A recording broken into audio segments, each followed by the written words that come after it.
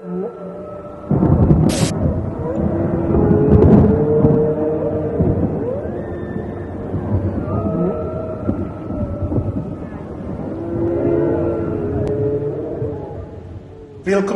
bienvenue, welcome. Cabaret, anyone? It's me. I'm back. These are the recitals, commentaries, and analyses of The Multiverse Cartographer. The video you're watching now, for the past 30 seconds or so, is the 11th video in the series. If it's the first one you've seen, you may wish to click up here and go to the Multiverse Cartographer playlist and start with episode 1. It's up to you. So, for those who are tracking, perhaps binging these, you might recall that at the end of the 10th video, I said that next time, meaning this time, we would be reading Blythe, The Rectangle, Simon, New Ancient Land, and Palace 3. However, as I was preparing the script, it occurred to me that I should really include the chapter called The Drones, as well as Green Eyes. Before I'd even begun to write the commentary, in just compiling the chapters, I realized the video was going to be far longer than even that last one that was really, really long. I figured an hour and a half is pushing it. 3 hours is just too long by any standard. It's too long for a King Kong movie, and it's certainly too long for one of these recitals and commentaries. So please accept my sincerest apologies for not following the plan I'd outlined last time. In the 12th video, I'll go over New Ancient Land and Palace 3, as there is plenty to talk about in those, and they're a bit on the longer side as far as these chapters go. For today, I'll be reading The Drones, Blythe, The Rectangle, Simon, and Green Eyes. If those sound familiar, that's because that was the title of this video. The first 4 are from Smaller Mouse, and only the last one, Green Eyes, is actually from the Multiverse Cartographer. By the way, hello to those who are hearing me but not seeing me. In between the 10th and 11th videos, I decided to take audio-only versions of these recitals and put them together into a podcast called The Multiverse Cartographer. It's available on Apple Podcasts, Spotify, or your favorite podcasting platform. And so, without further ado, The Drones. Corporation number G7 by 923 stood tall and proud in the southern part of New World Center, near the mouth of the Hudson. Invisible to the others, Reynolds was whispering into their Drone 17's ear. These vests and belts are to be picked up by a human called Bluebird Simon. Afterward, storest these settings in thy partitioned memory and continuest with thy regular duties. End quote. He pulled a canister from his pocket and sprayed a mist into its mind, then sat for a while on the simulated carpet beside the manager god. The manager god here wasn't very original. She was a very serious-looking blonde woman in a gray power suit, a skirt and jacket. She stood with her arms folded, looking at her drones, one by one. The drones weren't so easy to recognize or distinguish as the manager god. They appeared mostly as just a collective blur of movement. Reynolds stood up, leaned toward the manager god, and whispered, I am naught but a pawn. Thinking this was her own thought, the manager god wrinkled her forehead, confused. 36, research, priority 1. What is a pawn? Reportist. Reynolds walked up to Drone 57, who he knew was once Redbird Lieutenant Evan Ridge, who was being kept on ice for some reason.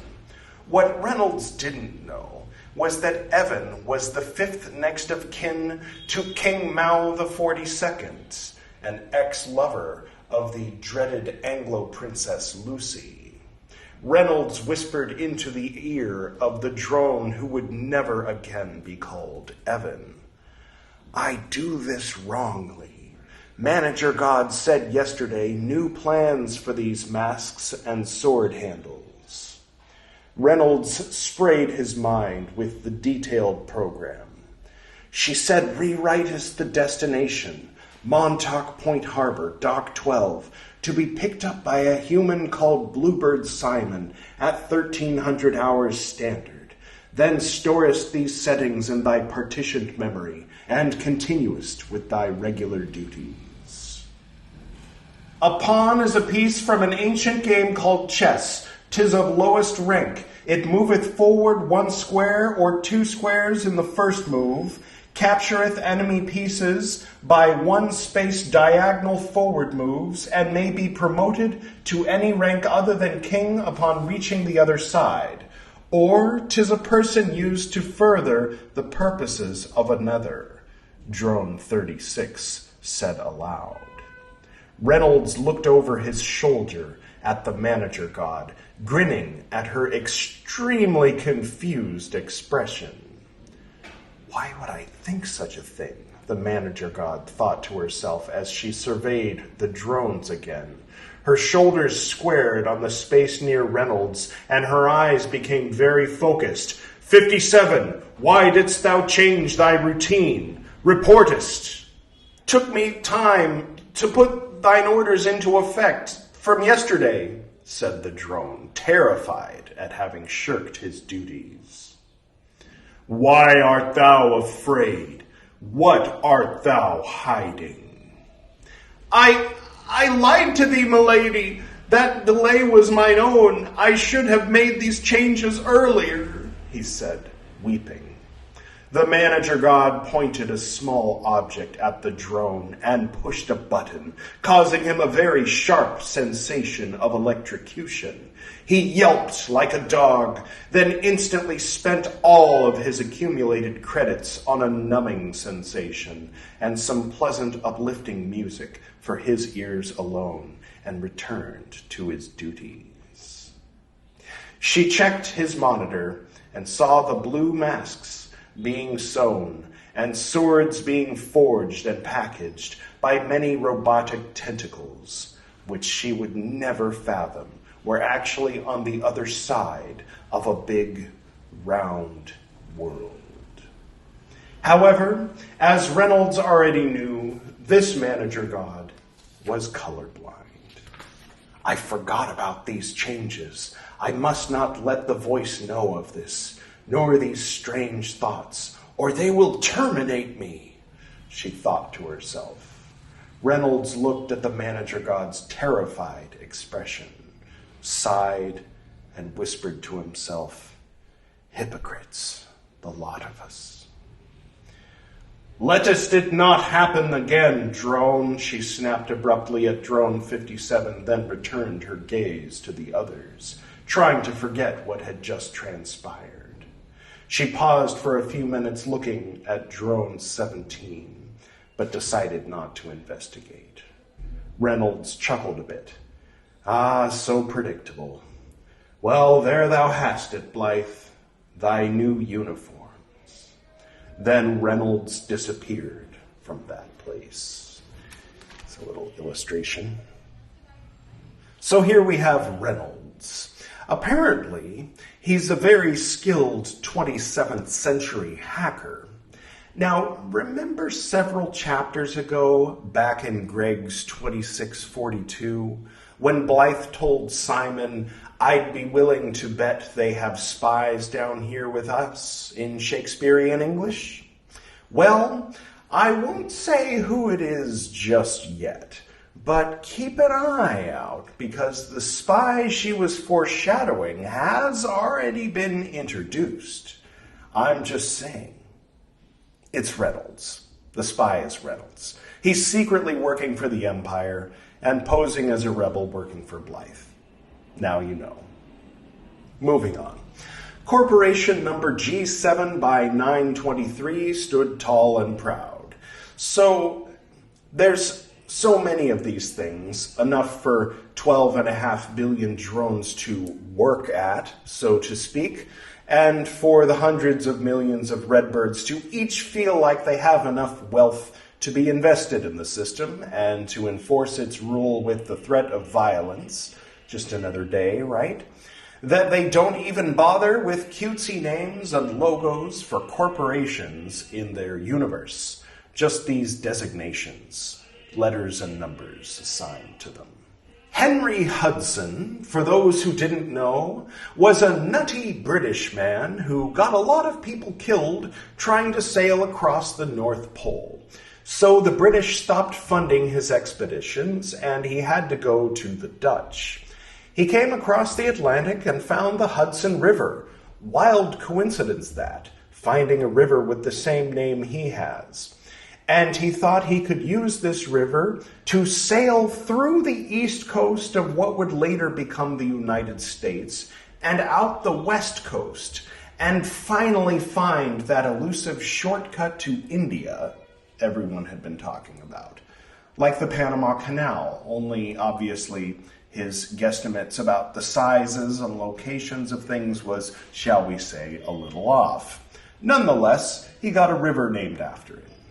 From this line, we can deduce that in Greg's 1609, the New World Empire universe, even though Henry IX had united all of Europe already, and by then it would have been under the reign of Henry X, Henry Hudson must have gotten funding from somewhere to go on an expedition that was quite similar to the one he went on in our universe, as the river was still named after him, even though the area became known as New World Center rather than New York. The Island at the Center of the World is a good book if you'd like to learn more about the early history of the region in our universe. So Reynolds uses some kind of spray canister in the artificial reality of the drone simulation to get the drones to do his bidding rather than that of their manager gods, and he's very sneaky. Now, remember in the timeline, Simon repaired an old redbird and painted it blue, and thought it would be funny to call himself Bluebird Simon, and one assumes fly around in it. So Reynolds is altering the activities of the machines by altering the actions of the drones to reassign parts of what appear to be uniforms to be blue instead of red, and prepared for Bluebird Simon to pick up rather than whichever redbird was originally going to be picking them up. That seems to be what's going on here. The manager god was a very serious-looking blonde woman in a gray power suit. I already mentioned my personal connection to serious blonde women in power suits in the chapter called Open House, so you can kind of mentally copy-paste that here and wonder about it if you want to. Reynolds whispers, "I am a pawn," basically into her ear, and she thinks this is her own thought. It's not like her other thoughts, and she becomes disturbed by this. Also, she's never played chess, having originated as, one assumes, a drone-born drone, or at least a very obedient drone. So she assigns one of her employees with the task of finding out what a pawn is. Since we know, thanks to the authors having let the cat out of the bag a few minutes ago, that Reynolds is a spy for the Empire, it makes one wonder if he wasn't actually referring to himself as well as the manager god when he said, "I am a pawn." If one doesn't know that he is a spy for the Empire, one might wonder if he thinks of himself as a pawn in Blythe's game. Perhaps both, or all three. We learn that the gray power suit manager god's Drone 57 was once a redbird and a cousin of King Mao the 42nd, as well as a former lover of Lucy, Anglo princess and possibly incarnation of the source of all evil. This implies a great deal. It implies that when Mao Zedong, who, at least in our universe, was not born into a high caste or class, took over the government, that he became a king rather than a chairman. Communism didn't seem to take hold in the New World Empire universe. Rather, the red uniforms of the Redbirds must have their origins in the red coats of the British. Metatextually, perhaps, in the red lightsaber of Darth Vader, which in turn has its origin in the red coats of the British. It implies that Mao's first name became a surname, and, doing the math, it implies that many a brother killed many a brother or cousin, or maybe sister. So far, we haven't found any evidence of any queens existing in their universe. Perhaps one of the motivations of Lucy making Blythe into a queen of the rebels, in a sense? But I digress. 7 centuries is not enough time for 42 fathers and sons to die of natural causes, is what I'm saying. So, in Greg's 2600s, Lucy had an affair with a Chinese royal who wasn't quite royal enough to fly a white bird himself, and then had him dronified when the relationship went south, or so it seems. The drone reports back the meaning of pawn, and Reynolds seems to feel guilty for torturing the poor manager god, and says that all of them are hypocrites. He also knows that the manager god is colorblind, which we can assume is something the Redbirds don't know, but which the Royals do. And so we can assume that Reynolds is a spy sent by someone high up the chain of command in the Empire, and has made himself indispensable to Blythe. Next up, we have another chapter or short story from Smaller Mouse entitled Blythe. The ancient abandoned subway tunnels and stations under New World Center weren't an ideal place to call home, but they were the only hidden place close enough to the heart of the New World Empire to do any real damage. Blythe worked tirelessly, wincing from the pain of an injury she'd received during their most recent failed mission. Thanks to Reynolds' unique talents, their uniforms these days were just like those given to the Redbirds, but blue, in honor of their ancestors who had all by necessity worn blue denim. A few of them, like Simon, had even stolen stealth Redbird hovercrafts and painted them blue. Bluebirds, they liked to call themselves. Anyway, at this particular moment, Geoffrey, a cousin of Blythe, was trying to get her to rest and to heal from her injury. Just biddest me what needs be done. If thou exertest thyself such, thou wilt delay thy recovery, and will be no help to anybody. Aye, okay, Blythe said as she threw down the screwdriver and dropped a small metal contraption onto the floor, then picked it up and placed it back on the table before wiping the sweat off her forehead. She stood and staggered to her room. Send word to Simon. Urgently, we need more fuel, food, a lot of nitric acid, baking soda, and an eyedropper. Wake me at which hour he returns. I shall be on comms. Further, prithee word to Charles the Grey. I received his message, and the injury is minor. Aye, on it, said Jeff, as he left to carry out her instructions. And fetch me some aspirin. She sealed the door, sat on her metal cot, and picked up the wire that was dangling there. She noted the way her face looked in the reflection of the metal tip, and the rhythm of her breathing and heartbeat, the pulsing of the veins in her right hand which held the plug. God, I misprized this shit, she said aloud, then quickly shoved the metal plug into the back of her neck, and her body fell onto the bed. Little dot. Moments later, she was sitting in a large blue swiveling chair behind a desk. In front of her, on the wall, was a map of New World Center, a perfect three-dimensional replica based on this instant satellite surveillance.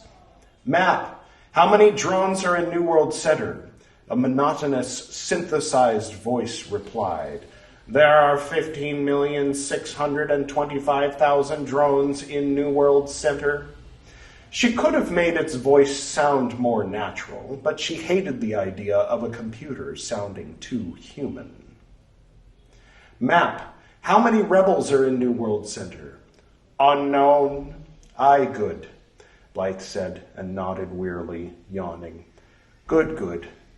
The map was drawing from the same information which the Redbirds had access to. Map, how many drones are in the whole world? There are 12,465,011,402 drones in the world. Blythe's eyes became intensely focused. And 2?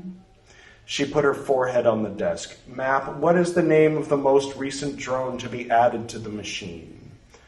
A rebel calling himself Bluebird Simon was arrested by Sergeant Jacobs' mass self-discipline and joined the staff of Corporation number G6 by 12:32 this day at 4 hours and 32 minutes standard.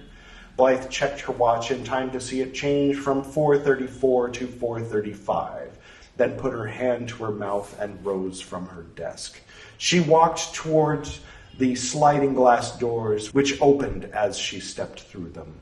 On the other side was a porch and railing overlooking the appearance of the ocean at night. She leaned her elbows on the rail, stifled the urge to vomit, and shook her head from side to side, forcing the tears not to come. A person reading the trilogy in order won't yet know, but you and I already know, that this is happening after Blythe has been arrested, dronified, and released 10 years later. She already has the augments for interfacing directly with the free worlds, which she got when she was a drone, and she already has her free world apartment, which the Lincoln, who was Charles the Grey in disguise, introduced her to in the Multiverse Cartographer chapter called The Lincolns. The subways at this point are ancient, having presumably been built sometime around the beginning of Greg's 20th century, where this scene is taking place in the mid-27th. Blythe has some kind of injury, which happened during a mission which happened off-screen, implying that she's been busy since she's been back in her body in the subways. This is shortly after the chapter called Reynolds, as they are wearing blue versions of Redbird outfits, courtesy of Reynolds' work in that chapter. A few more people have captured and repurposed Redbird aircraft and painted them blue, and imitated Simon, calling themselves Bluebird. At this point, it seems to be a running gag, not a serious thing. But we know from the timeline it will become a serious thing after another decade or so, with thousands of such Bluebirds and the war between the Bluebird Army and the Empire. How do you feel about that? Make note of that. So Jeffrey, Blythe's cousin, is trying to get her to rest. She finally takes his advice, and rather than actually sleeping, she plugs into her free world apartment so she can continue working while her body rests. I'm pretty sure that's not what Jeffrey meant, but at least her body will get some rest, if not her brain. Before resting, though, she gives Jeffrey instructions to gather ingredients for some kind of explosive, being a terrorist and all, or freedom fighter, depending on your perspective. Before she plugs in, she exclaims, "God, I misprize this shit," Shakespearean for "God, I hate this shit," but it isn't clear whether she's talking about the plug she's about to shove into her spine, the subways, or her life in general. Perhaps all of the above. In going through her usual general surveillance, we learn two things. One, apparently the number of drones doesn't increase very often. And two, Bluebird Simon has been arrested. Blythe doesn't take this very well. In the next chapter we'll be reading, while it may not seem like it at first, we'll be picking up right where that last chapter left off. The Rectangle. Charles the Grey, like all Venusians, did not need a plug to interface with the humans' simulated free worlds. In order to blend in, he often took the form of a young Byron. In honor of his reticulan ancestry, though, he made his avatar completely grayscale, devoid of color, except for his eyes. For his eyes he chose green, in honor of Saint Telyard. Many knew him as Charles the Grey, but only a handful knew that he was, in reality, a Venusian. On one particular day, he was creating his masterpiece. He sat in a comfortable blue chair with a cup of coffee on a small table beside him, floating high above an ocean. He looked down at the lone island, with the floor of malachite, and a 10-meter-high sandstone brick pyramid in the midst, and remembered the last time he ever saw his old friend. Little dot, different scene, flashback. Charles slowly walked into the caves at the base of Maxwell Montes and found the path with the torches on either side. He arrived at the end and saw his old friend's nails had grown long again. Job was the only human to set foot on Venus for longer than a few minutes since the days of the Fathoms long before. His body was now frail, ribs visible, eyes sunken, and his hair was long and gray. He'd sat in that spot like the Buddha for nearly 400 Venusian years. Charles knelt down and began to trim his old friend's nails. "Needst not bother," Job said slowly, quietly. "I've not heard thy speech for years," Charles replied. "Have a gift for thee," Job said. He raised his right hand, extended his fingers, and there before him appeared a shimmering rectangle. It was about 2 meters high, 1 meter wide, with absolutely no depth. Its color was blacker than black from the front to the back, and it disappeared when viewed from the side. "What is it?" Charles asked. "'Tis the thing," old Job said wearily. "I came into this world." He inhaled very slowly and said, "To give," were the words of his final breath. End of flashback.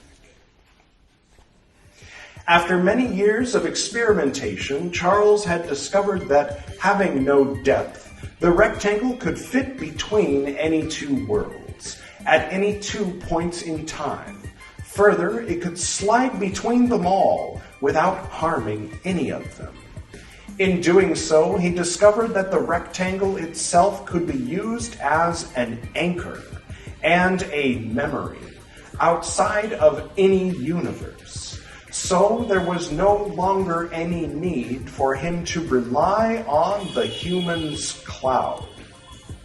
The rectangle itself could also be used as a portal for any being to walk between any two places, times, or universes. He found a way to use the rectangle in 12 places at once.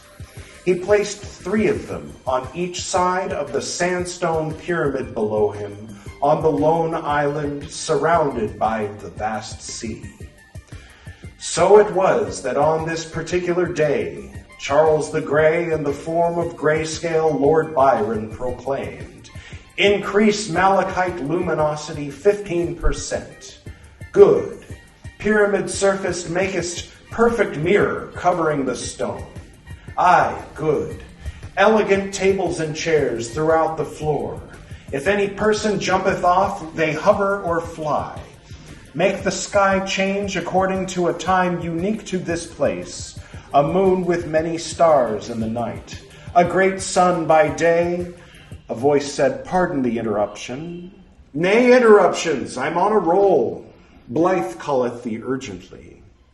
"Aye, okay, give her access here. I shall return." And he vanished from that place.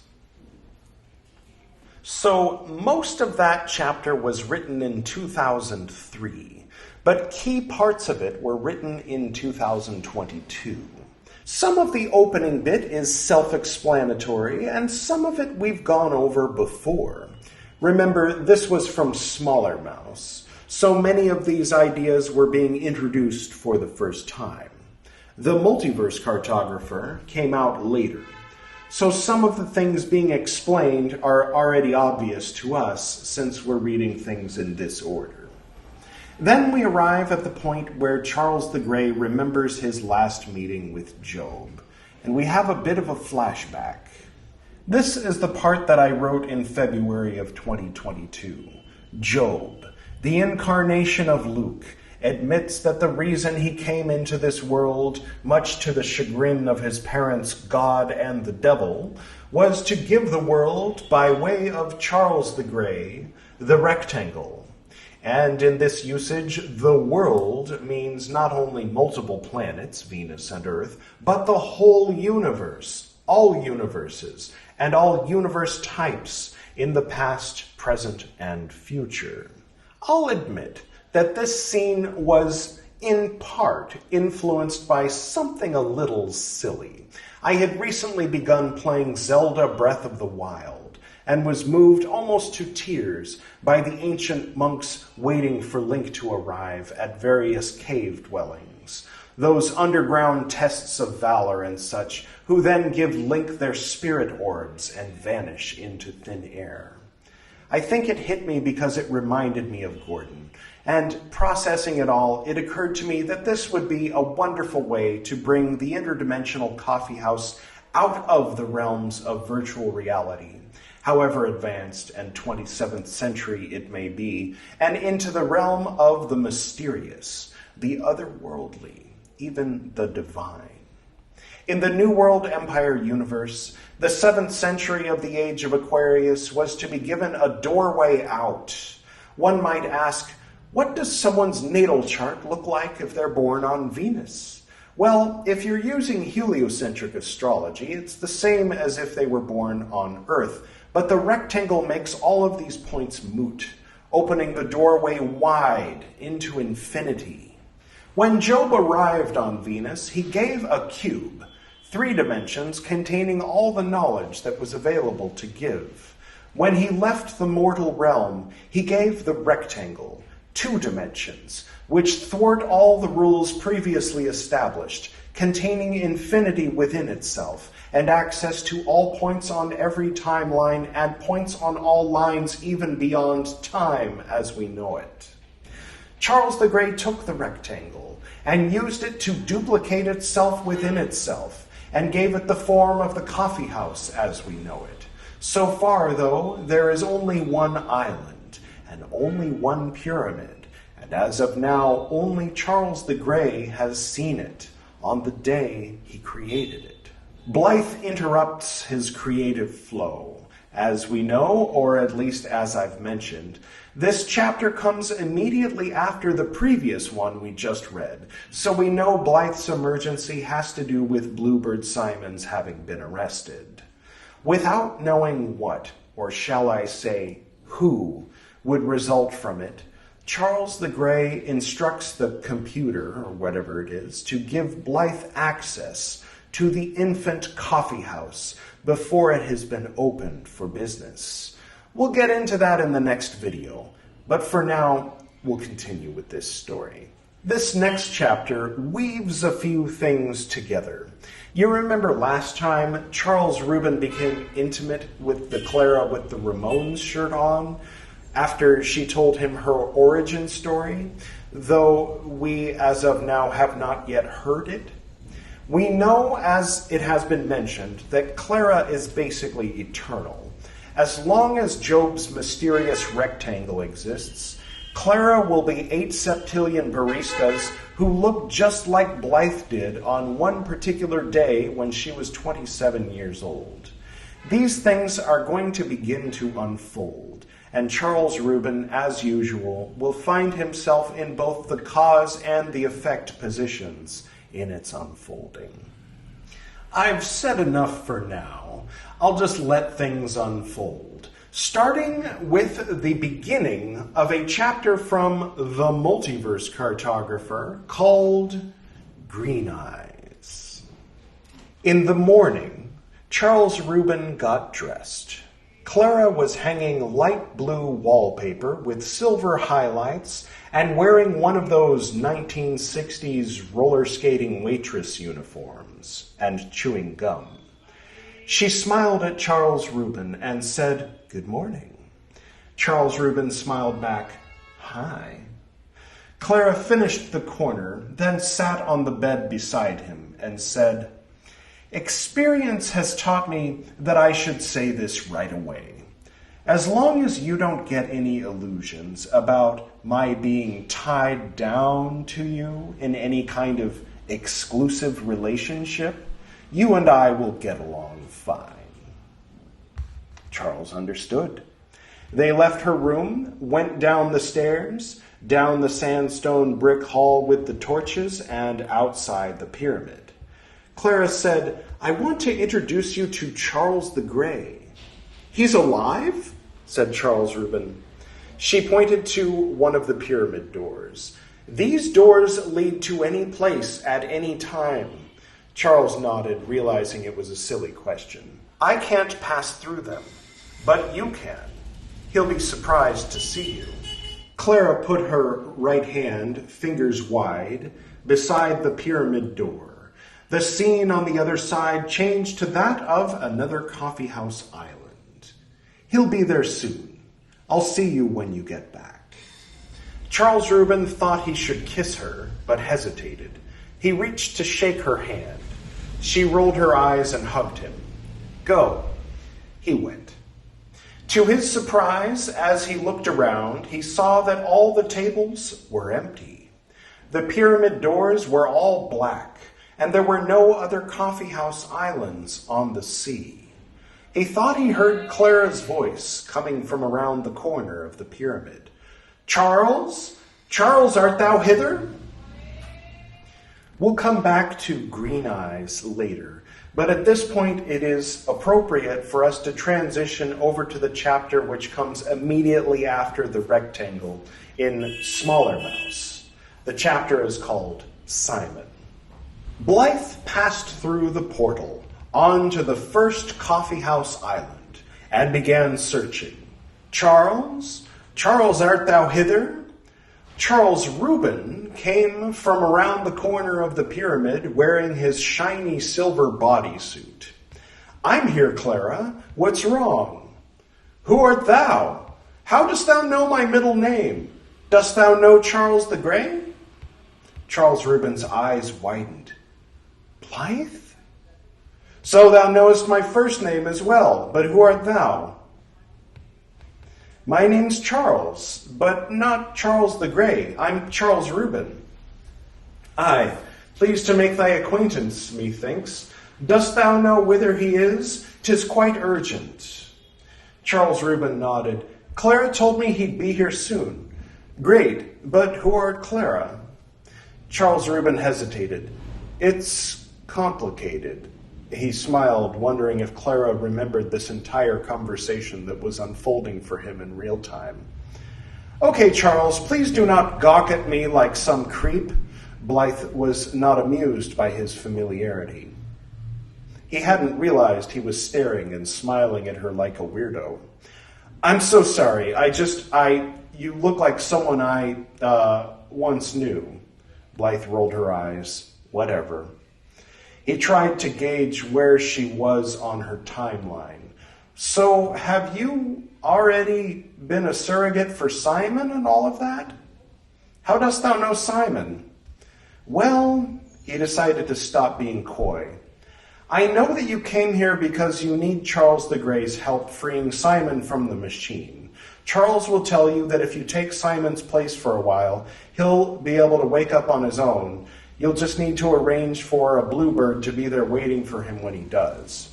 Blythe was stunned. Wow. Just then, they both heard a sound coming from above. They looked up to see a square of ground hovering, coming down toward them.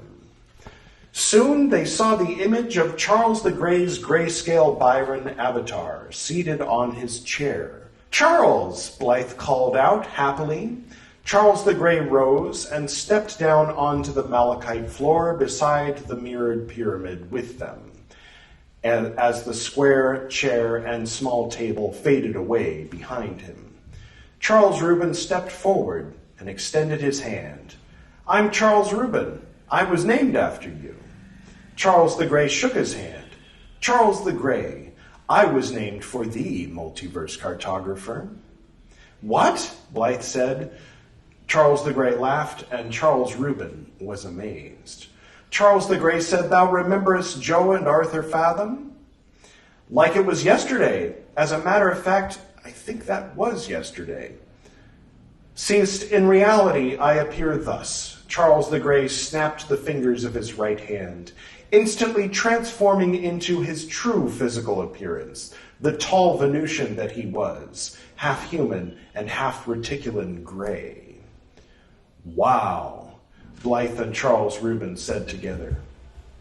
"Venusians often put on human forms when we interact in the free worlds." He snapped again and returned to his avatar form. Charles nodded, remembering Arthur Fathom's theory about the purpose of their terraforming project. Blythe and Charles Reuben both began to speak at once. Charles Reuben, being polite, not to mention hopelessly in love with at least several of the septillions of 16,000-year-old simulacrums of Blythe at exactly this point in her life, gestured with his hand that she should go first. Blythe turned to Charles the Grey. "Simon was arrested and turned into a drone. Canst thou do for him what thou didst for me?" Charles the Grey became very introspective and thoughtful. He put his hand to his chin. After a few moments, he seemed as if he was about to speak, then sighed and continued thinking. Charles Reuben timidly interjected, raising a finger. "If I may?" Blythe nodded, remembering the tremendous amount of insight that Charles Reuben seemed to have into the situation. "Aye?" Charles the Grey inquired.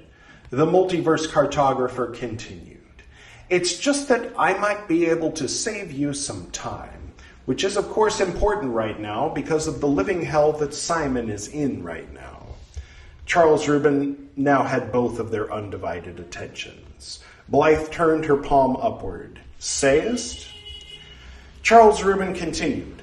"Clara told me that Charles the Grey wouldn't be able to get the consent of the other Lincolns." "The other Lincolns?" Blythe exclaimed, turning an accusatory stare on Charles the Grey, who looked embarrassed. "Wast thou my Lincoln on that first day?" Charles the Grey laughed, so Blythe punched him in the arm and continued. "Now, canst thou explain to us this Clara?" Charles Reuben thought about it. "It's probably better if I don't. Anyway, after Charles the Grey freed you, you immediately started blowing things up. So the Lincolns noticed that, and they're pacifists. So they're not going to trust him when he asks them for help freeing someone else." Charles Reuben continued. "But you only need to tell them that you're doing it. You don't actually need their help. You can do it all through the coffee house. Tell them Simon's deprogramming will be by way of the first 3 palaces of New Ancient Land, and they'll trust that he won't be so violent when he gets out. Then they won't interfere." "Whither is this coffee house?" Blythe asked. "It's where we're standing right now. It just isn't open yet," Charles Reuben explained. Charles the Grey said, "We shall do it exactly as thou sayest."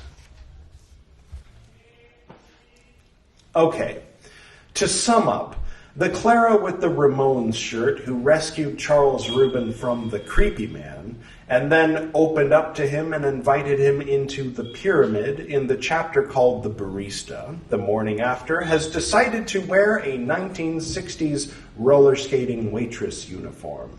This was the uniform I mentioned last time, a bit prematurely, that was similar to the one that Clara Oswald, no relation to the Penguin, was wearing in the diner TARDIS in Hellbent with Peter Capaldi. She gives Charles Reuben the "I'm Polly" speech that really ought to have come the night before, but it probably would have broken the mood, so I get it. I don't approve, but I get it. Charles Reuben seems to be fine with it anyway, and that's the important thing. Clara tells him she wants to introduce him to Charles the Grey, or at least send him on a journey in which he will meet Charles the Grey. Charles Reuben is still a bit new to the coffee house, though he's been familiar with it his whole life. A bit of autobiographical allegory there, perhaps. And is surprised, asking, "He's alive?" Clara points to the doors and reminds him, any place, anytime, any dimension. And he's like, "Oh yeah, duh." And she sends him on his way. After an awkward goodbye, he leaves and finds himself in the coffee house back when there was only one island and no patrons. At this point, we transition from the beginning of Green Eyes and the Multiverse Cartographer to the story or chapter called Simon in Smaller Mouse. Remember, the intent of the Multiverse Cartographer book was to give backstory behind the New World Empire and the interdimensional coffeehouse related stories in the Mouse books. Here is a perfect example. The story as it was in Smaller Mouse began here, and in the Multiverse Cartographer we find out that just before arriving there, Charles Reuben woke up in Clara's room after a special night. Continuing. Charles Reuben thinks he hears Clara's voice. A reasonable assumption, since he's walking on malachite beside a mirrored pyramid. He probably assumed he was meeting her 16,000 years earlier on her timeline. But no, it was Blythe. You were there. I don't think I need to rehash the whole conversation, but it was all pretty clear, albeit her half was in early 17th century English and all. He comes off as unintentionally creepy, and she's weirded out that he calls her by her middle name. This is the story in which both Charles share that they were named after each other, which is the sort of metatextual reason why this is common knowledge by the time we reach the beginning of the first chapter of the third book in the series, The Multiverse Cartographer. Charles the Grey reveals his true form to both Charles Reuben and Blythe for the first time. For Charles Reuben, it is a quick way to explain that A, Arthur Fathom was right. There were to be half-human, half-reticulans living on Venus, and B, he is one of them. Reference is made to Charles Reuben's being in love with at least several of the Claras, whose form, face, voice, and so on is made in exactly the image of Blythe on this particular day, in fact. However, a close reading of the trilogy will reveal that Charles Reuben has only met 2 of the Claras as an adult, and he's not yet aware that he's met more than 1. This will come up soon. That said, he did meet at least 1 as a young child. So I'm calling out a possible plot hole, Edward, a year ago. I'm watching you. Blythe asks Charles the Grey what she came to ask. She needs help freeing Simon from his new life as a drone. Charles the Grey becomes entrenched in thought, and Charles Reuben pipes up. It would seem that Clara's emotional information dump the night before might have had some ulterior motive. Charles Reuben is in the perfect position to provide some necessary insight at just the right moment in what is, as we know from Chapter 4, the timeline set in stone. Charles Reuben, we can safely assume, would always come back to this moment and give this information.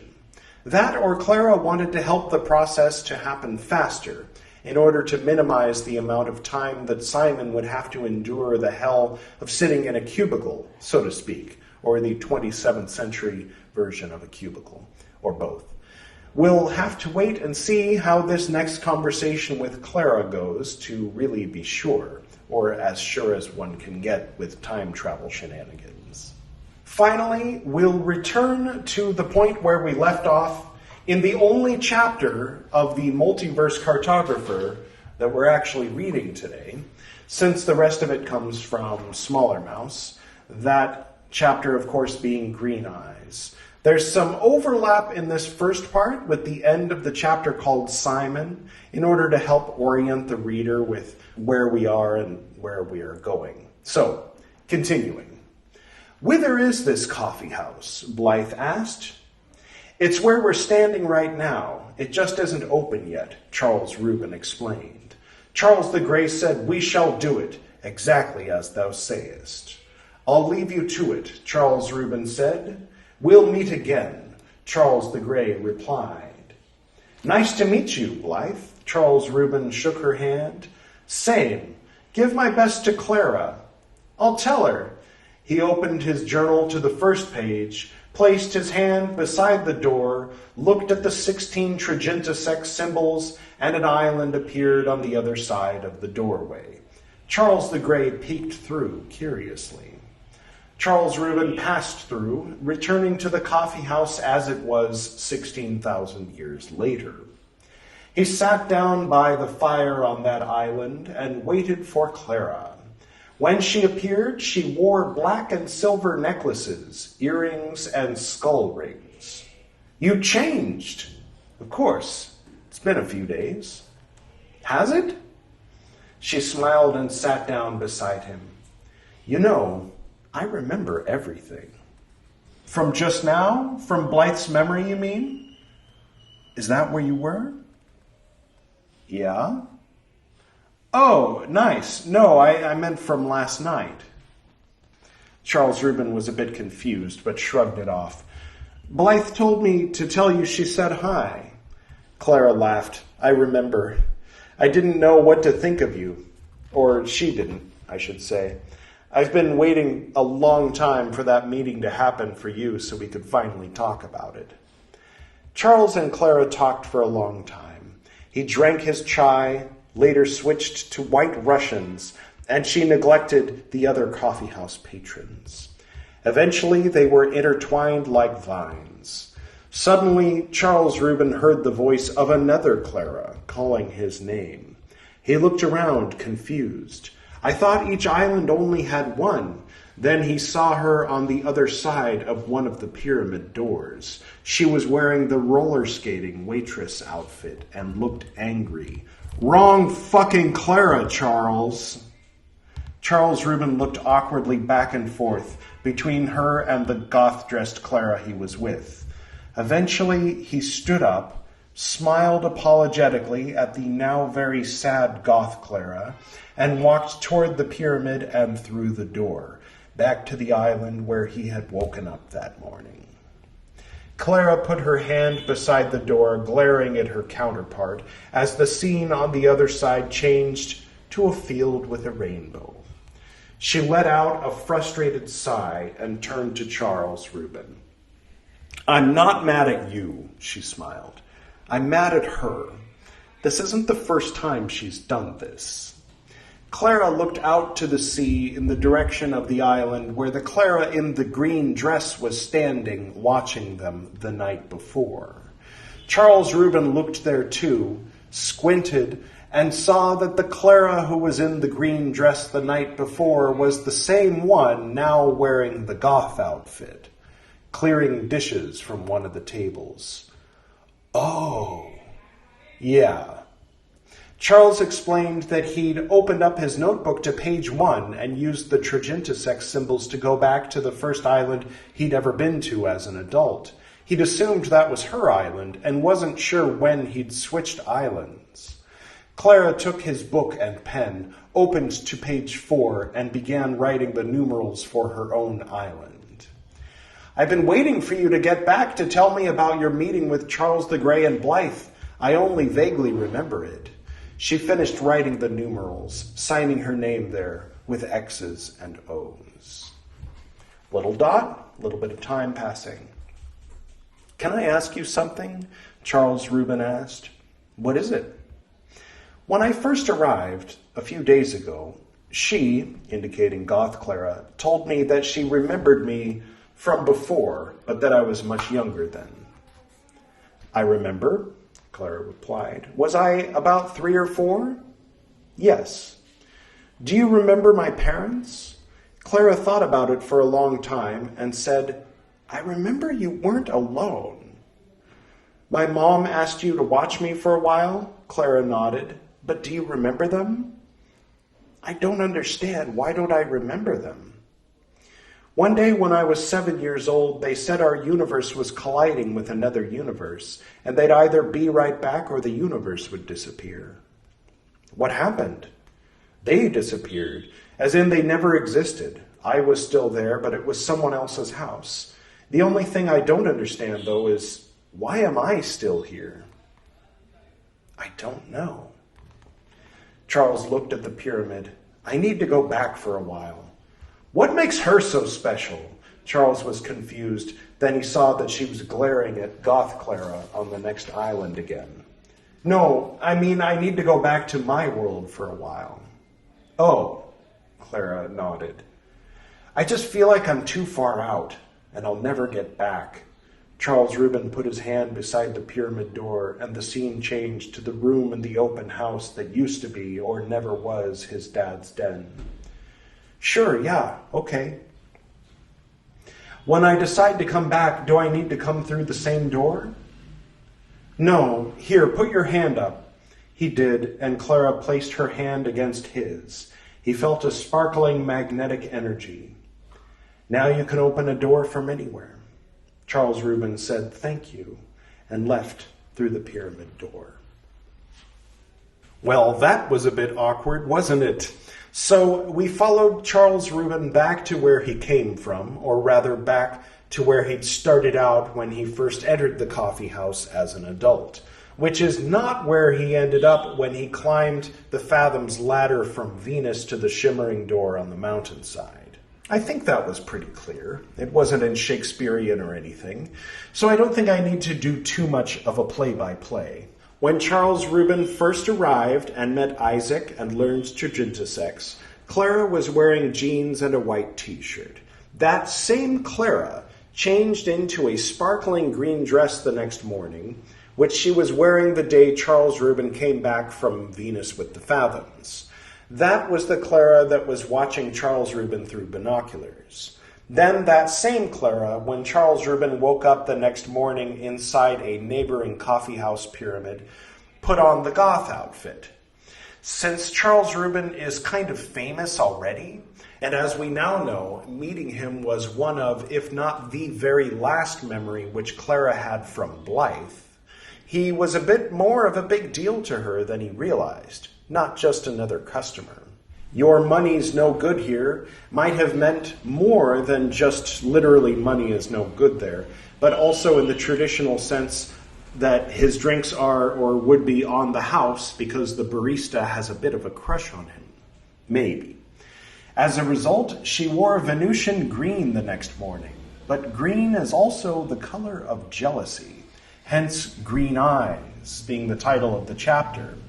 Charles the Grey also has green eyes, commemorating the eyes of Teilhard of Anglesey and the Fathoms, and his green eyes were contained in the little Mickey Mouse dot with the page number in the middle of the chapter called Green Eyes, which tells the reader to be sure to have already read the chapters called Drone, Blythe, Rectangle, and Simon. So, like with the intersection of Charles Reuben and Blythe's timelines in this chapter, so too there's an intersection of a lot of different kinds of green eyes. Then, after watching Charles Reuben go with the Clara with the Ramones shirt into the pyramid, and waking up with the memory of his having been with her the night before, this same Clara, the one who got him his first chai when he was sitting with Isaac, was now in a mood to wear white makeup, black clothes, and silver skulls. I thought I'd point all that out, since it might not have been obvious. So the second Clara he met as an adult was the one who asked him, "Where's your cup?" Since, as we now know, The first journal of Charles Reuben includes the story of his first trip to Venus. We now also know that it included the address of the island of the Clara with the Ramones shirt, who the next morning put on the blue waitress uniform, who even after her "you don't own me" speech seems to be acting like she now owns him. So she gets emotional, clearly, and this has the potential to override her cool, rational side. She's human, at least in that sense of the word. But it should leave one pondering how omniscient she is when it comes to matters which directly involve herself and her own future as it unfolds. The first coffeehouse island, which Isaac was careful to instruct Charles Reuben to write on page 1 of his journal, was already known and read by Isaac, as well as presumably the Claras. Even if one Clara had read the journals, they all read the journals on account of their shared memory. I, for one, hope that Charles Reuben finds a way to spend some more personal time with now goth Clara, but I think he might avoid any future entanglements with the Claras to avoid this kind of situation in the future. But who knows? I certainly don't. After a dot indicating a scene change or passage of time, Charles Reuben asks the Clara in the waitress uniform if she remembers his parents. She finds it odd, and so do we, that she in fact doesn't. Their erasure from the past, present, and future includes even the coffeehouse and Clara's at least semi-omniscience. At the end of the chapter, Charles Reuben, perhaps feeling a bit out of touch with the life he knew before returning to the coffeehouse 2 days earlier, and perhaps to get a bit of space from Clara and kind of absorb everything that's happened in the past few days, he decided to return to his universe for a while.